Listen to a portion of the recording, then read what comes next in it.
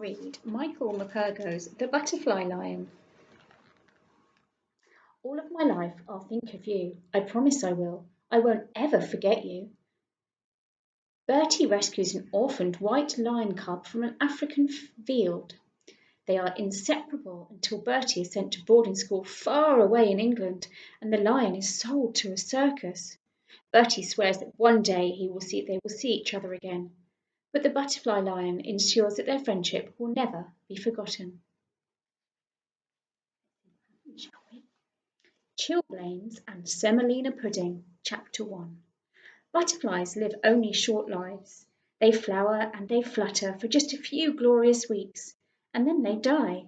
To see them you have to be in the right place at the right time, and that's how it was when I saw the butterfly lion. I happened to be in just the right place at just the right time. I didn't dream him. I didn't dream any of it.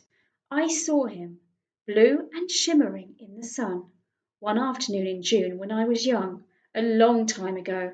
But I don't forget. I mustn't forget. I promised them I wouldn't. I was 10 and away at boarding school in deepest Wiltshire. I was far from home and I didn't want to be.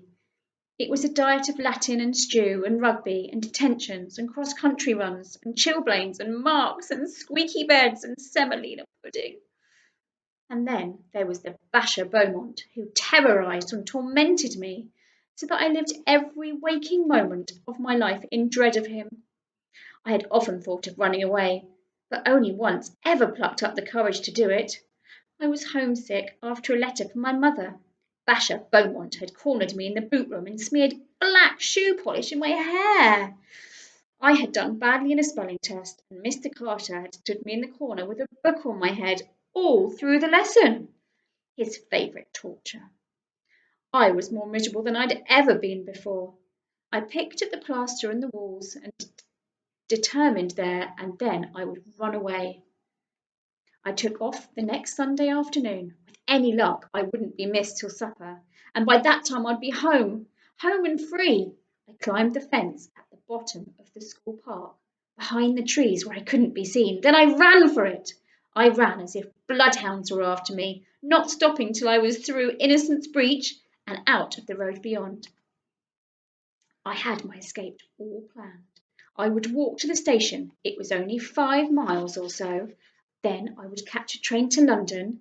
Then I'd take the underground home. I'd just walk in and tell them I was never ever going back. There wasn't much traffic, but all the same I turned up the collar of my raincoat so that no one could catch a glimpse of my uniform. It was beginning to rain now, those heavy, hard drops that means there's more of the same on the way.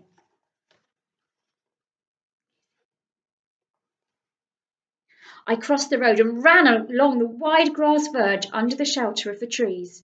Beyond the grass verge was a high brick wall, much of it covered with ivy. It stretched away into the distance, continuous as far as the eye could see, except for an arched gateway at the bend of the road. A great stone lion bestrode the gateway. As I came closer, I could see he was roaring in the rain, his lips curled, his teeth bared. I stopped and stared at him for a moment. That's when I heard a car slowing down behind me. I did not think twice.